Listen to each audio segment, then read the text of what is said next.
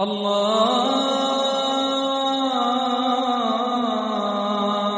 اکبر اللہ اکبر۔ لوگوں نے اس پر چرچا بھی کی اور یہ پرستاو میں بھی آیا کہ دیش میں نفرت بڑھ رہی ہے اور اسلاموفوبیا بڑھ رہا ہے، اس کو روکنا ہوگا، اور اس کے لیے آپ نے میڈیا کو بھی کافی حد تک ذمہ دار مانا ہے۔ یہ تو میری پھر یہ ذمہ داری ہے کہ میں اس بات پر بھی آپ کی بات سامنے رکھوں۔ تو اسلاموفوبیا کو لے کر پوری دنیا میں ایک بحث چل رہی ہے کہ لوگ اسلام سے ڈرا رہے ہیں یا اسلام لوگوں کو ڈرا رہا ہے۔ اسلام لوگوں کو نہیں ڈراتا، ہم تو لوگوں کو کہتے ہیں آؤ جنت کی طرف آؤ، اللہ کی رحمت کی طرف آؤ۔ اللہ کی رحمت اس طرح ملے گی کہ ایک اللہ کی عبادت کرو، کسی کو تکلیف مت پہنچاؤ، کسی پڑوسی کو مت ستاؤ، جو تمہیں گالی دیتا ہے تم اس کو سہالی دو، جو تمہیں نہیں دیتا ہے تم اس کو دو، جو پریشان ہے اس کی پریشانی کو اپنے سر کے اوپر لو۔ لوگوں نے اسلام کو پڑھا ہی نہیں، اسلام کو جانتے ہی نہیں۔ میں اگر یہ کہہ دوں گا کہ نہ جانتے ہیں، جاہل ہے، تو آپ کہیں گے تم نے جاہل کہہ دیا۔ میں کہتا ہوں جاہل کا مطلب ہے کہ جانتے ہی نہیں اسلام کو۔ اگر اسلام کی تعلیمات کو دیکھیں، اللہ کے نبی کی تعلیمات کو دیکھیں، اس کی زندگی کو دیکھیں، تو انہیں پتہ چلے گا کہ اسلام کس چیز کی تعلیم دیتا ہے۔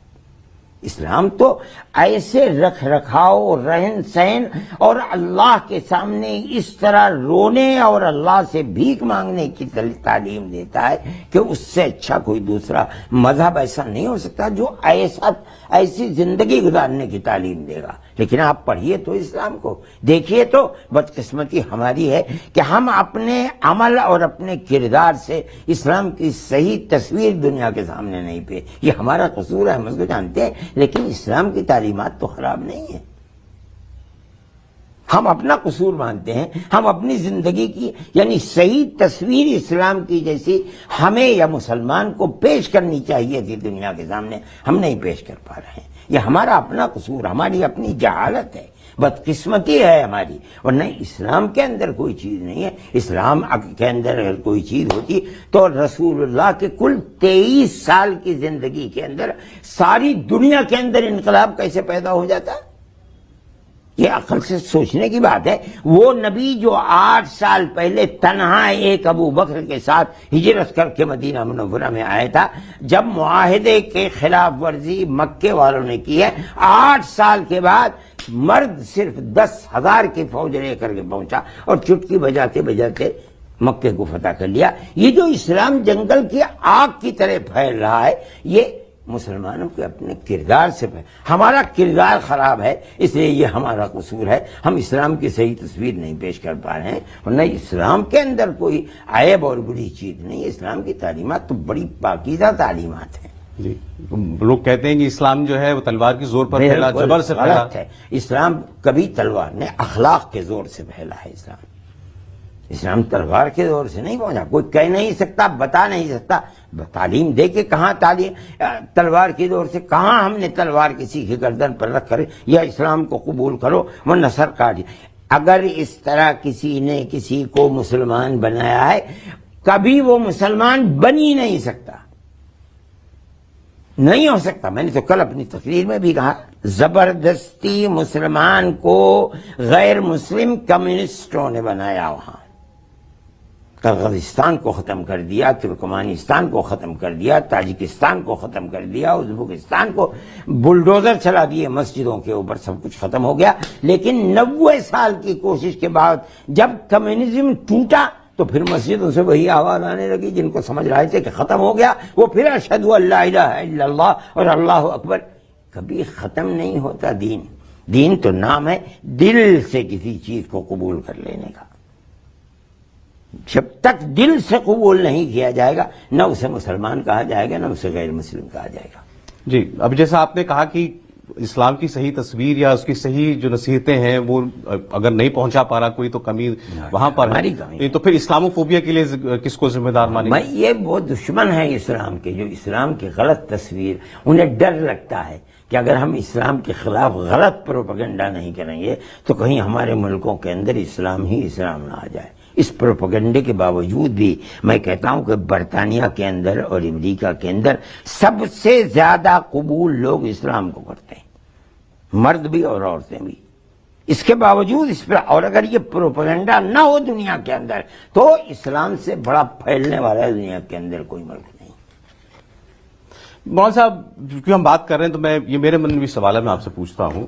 لوگ یہ کئی بار یہ بات کرتے ہیں جب دھرم کی بات ہوتی ہے کہ اسلام کے بارے میں ہمیشہ کہا جاتا ہے کہ یہ جب بھی ہم کوئی غلط گھٹنا ہوتی دیکھتے ہیں، مان لیجیے آتنکوادی گھٹناؤں کے ساتھ جب جوڑ کر دیکھا جاتا ہے کہ بھائی یہ لوگ اسلام کو سمجھے نہیں، یا یہ اسلام یہ اصلی اسلام کو ماننے والے نہیں ہیں جو ایسا کام کر رہے ہیں، تو پھر اصلی اسلام کو ماننے والے کون ہیں؟ میرے سامنے بیٹھے مولانا صاحب مانتے ہیں اسلام کو، مان لیتا ہوں۔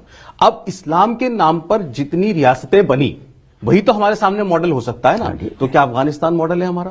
کیا اسلام کا ماڈل اسٹیٹ ہمارا ماڈل اللہ کا نبی اور اس کے صحابہ ہیں۔ آپ سمجھیں اس بات کو، جو اللہ کے نبی نے کیا وہ صحیح ہے، وہ اللہ کے حکم سے کیا، بغیر کسی واسطے کے اللہ کے نبی سے دین کو صحابہ نے سیکھا جو ان کے ہاتھ کے اوپر ایمان لائے، وہ اصل ماڈل ہے۔ اگر کوئی اس کے مطابق رہتی دنیا تک قیامت تک کام کرے گا، صحابہ یہ کرتے تھے، اللہ کے نبی محمد نے یہ فرمایا، اس کے سامنے ہمارا سر جھکا ہوا ہے۔ اگر ہم کوئی کام کرتے ہیں اسلام کا نام لے کر کرتے ہیں اور وہ اللہ کے نبی کی تعلیم کے خلاف ہے، یا صحابہ نے جنہوں نے دین کو بغیر واسطے کے رسول اللہ سے لیا ہے ان کی سمجھ اور تعلیم کے خلاف ہے، وہ اسلام نہیں ہے۔ ہم 10 مرتبہ نہیں 1000 مرتبہ کہیں کہ یہ اسلام ہے، یہ اسلام ہے، یہ اسلام نہیں ہے۔ نہیں، میں تو پھر جو دکھ رہا ہے اسی کی بات کروں۔ افغانستان میں جو ہو رہا ہے، بچیوں کو نہ پڑھنے دینے جانے دینا، ان کو نوکری نہ کرنے دینا، باہر نہ نکلنے دینا، نہیں، ہم اس کی تائید میں نہیں، ہم یہ کہتے ہیں کہ بچیوں کو تعلیم دینی چاہیے، دنیا کی بھی اور دین کی بھی تعلیم دینی چاہیے۔ اگر یہ تعلیم نہیں ہوگی تو وہ ماں جو بے پڑھی لکھی ہے وہ اپنے بچوں کو، جن کی تعلیم پر انہیں بھی اختلاف نہیں ہے، ان بچوں کو سکھا نہیں سکتی، پڑھا نہیں سکتی، ٹیوٹر نہیں بن سکتی ان کے لیے، اس کے پاس علم کی کوئی قدر نہیں ہوگی۔ ہم یہ سمجھتے ہیں کہ اسلام جن چیزوں سے منع کرتا ہے، بے حیائی، بے پردگی، مخلوط تعلیم، مردوں کے ساتھ جوان لڑکی اور جوان لڑکیوں کا ایک ساتھ رہنا بے محابہ، اس سے عفت، پاک دامنی اور حیا ختم ہو جاتی ہے۔ صحیح ہے، الگ اسکول بننے چاہیے، الگ اسکول کے اندر الگ تعلیم دینی چاہیے، اختلاط مردوں کے ساتھ، ان تمام قیود کے ساتھ وہ مدرسوں کو کھولیں، اسکولوں کو کھولیں، اس کے اندر کیا حرج ہے؟ ہم اس کے مخالف ہیں کہ لڑکیوں کو بالکل جاہل بنا کر کے رکھا جائے، ہم اس کی تائید نہیں کرتے، نہ اسلام اس کی تائید کرتا ہے۔ اللہ کے نبی جس طرح مردوں کو سکھلاتے تھے اسی طرح عورتیں کسی گھر میں جمع ہو جاتی تھیں، وہاں تشریف لے جاتے تھے اور جا کر کے انہیں دین سکھلایا کرتے تھے، اس وقت یہی تعلیم تھی، تعلیم دیا کرتے تھے۔ ایسا بھی ہوا ہے کیا لاؤڈ اسپیکر تو تھے نہیں، مرد عید کی نماز کے اندر ہزاروں ہیں اور ہزاروں عورتیں ہیں جو پیچھے بیٹھی ہوئی ہیں، اللہ کے نبی نے پہلے دین ان کو سکھلایا مردوں کو، پھر اس کے بعد آپ وہاں سے اٹھے عورتوں کی طرف چلے گئے اور ان کو پھر دین کی تعلیم دی اور سکھلایا۔ اس لیے دین دنیا کا اور دین کی تعلیم سے لوگوں کو ہٹا دینا، چاہے وہ مرد ہو چاہے وہ عورت ہو، یہ کوئی سمجھ میں آنے۔ مولانا صاحب دین کی تعلیم تو چلیں ٹھیک، اچھی بات ہے، دنیا کی تعلیم، لیکن دنیا کی تعلیم میں آپ جیسے کو ایجوکیشن کے خلاف ہیں کہ لڑکا لڑکی جو ہے ساتھ میں بیٹھ کر پڑھیں، ایک کلاس میں پڑھیں، یہ بات آپ نے کہی بھی ہے، تو پھر بعد میں دنیا میں نکل کر رہنا تو سب کو ایک ہی ساتھ ہے۔ آج ہمارے یہاں پر لڑکی جو بھارت کی بیٹی ہے وہ تو فائٹر جیٹ اڑا رہی ہے، نہیں وہ ٹھیک ہے، لیکن فائٹر جیٹ اور مسلمان لڑکی اڑا رہی ہے۔ ہاں میں کہتا ہوں، لیکن اس کی ضرورت نہیں ہے۔ اگر فائٹر جیٹ اڑانے، ان کو تعلیم تو دو پہلے، میں کہتا ہوں کہ تعلیم دو، تعلیم دینے والی عورتیں ہونی چاہیے، تعلیم لینے والی عورتیں ہونی چاہیے۔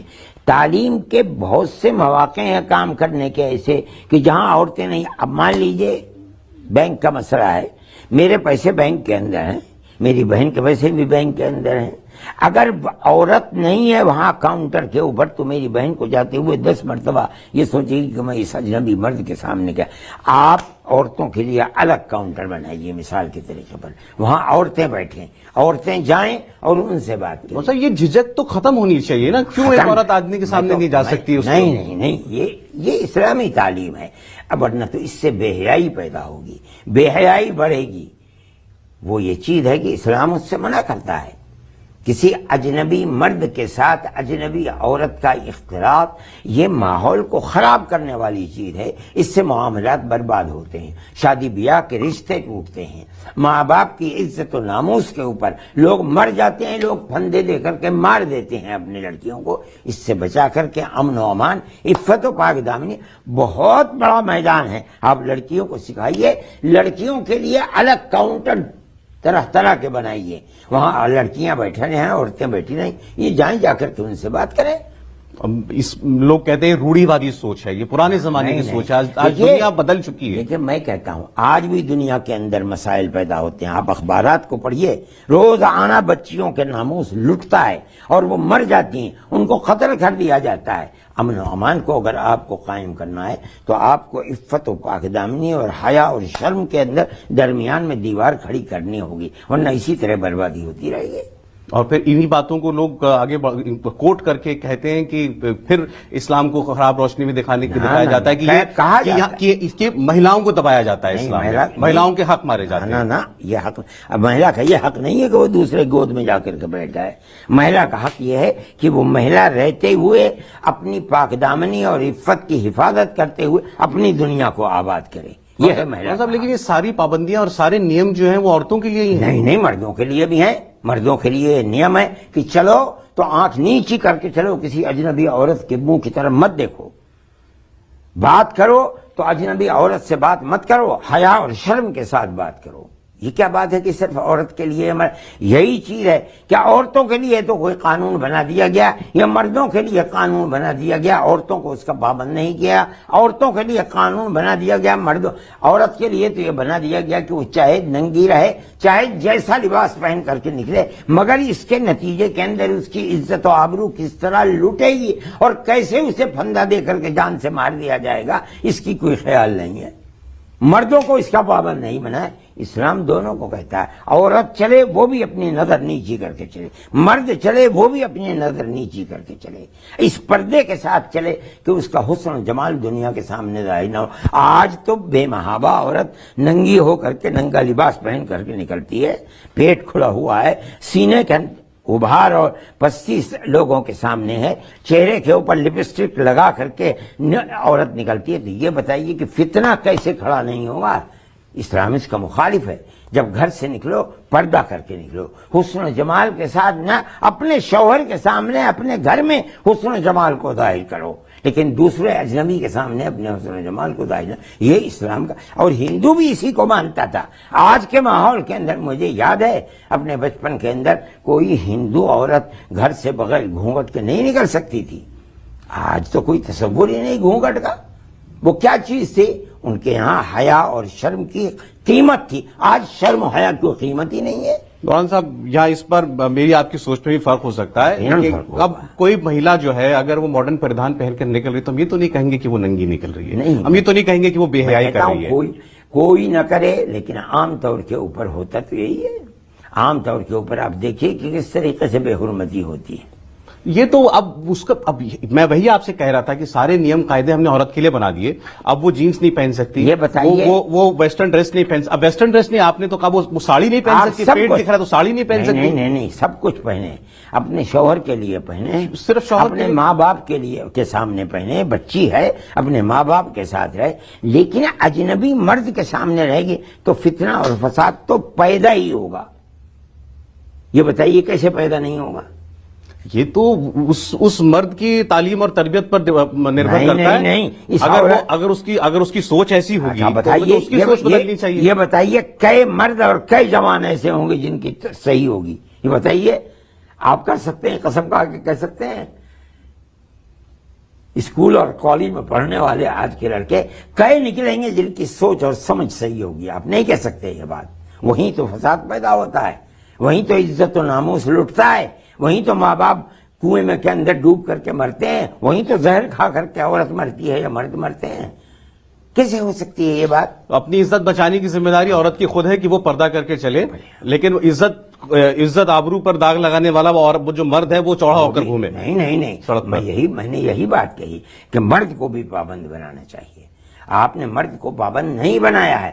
اسلام نے جو قانون بنائے ہیں اس کے اندر مرد کو بھی پابند بنایا، عورت کو بھی پابند بنایا ہے.